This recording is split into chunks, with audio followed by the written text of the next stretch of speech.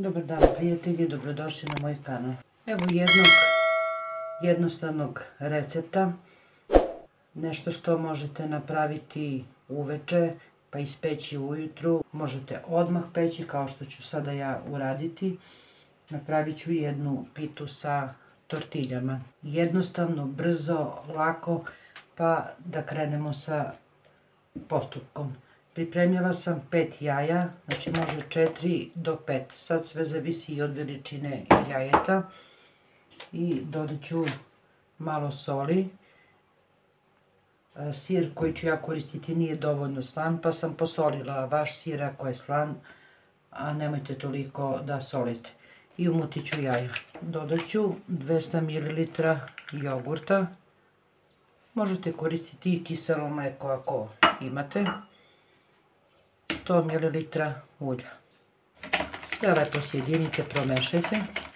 Dodat ću 2 kašike pšeničnog griza i 1 kesicu praška za pecivo.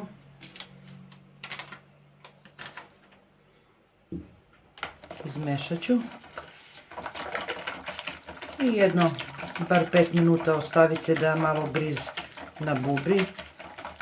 I na kraju ću dodati sir. Za to vreme rernu ćete uključiti odmah na 200 stepeni da vam se ugreva, jer pre ćete ovo napraviti nego što se rerna ugreje. Kraj sam obložila pek papirom. Ja sam malo stavila puter, može i samo malo ulja da se podmaže. Ova smesa je otprilike za 7 ili 8 tortilja. Dodat ću sir.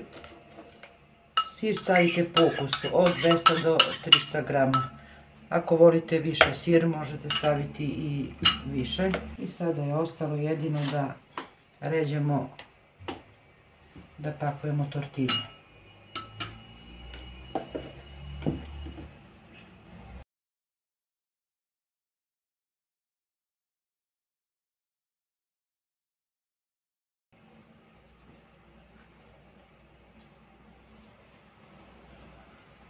Ovako preklopijemo, uvijemo i ređemo u pleh.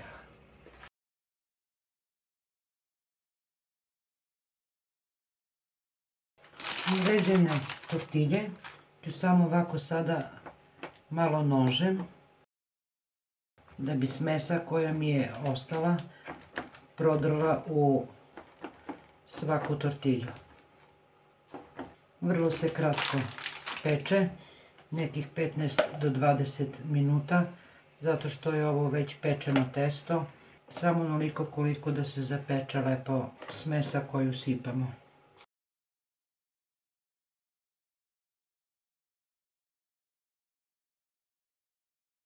Kad se zapeku, da dobiju zlatno žutu boju, pokrite ih nekim papirom ili folijom, da ne bi jaja koja su odozgo i sir izgoreli. Ide u rernu na pečenje.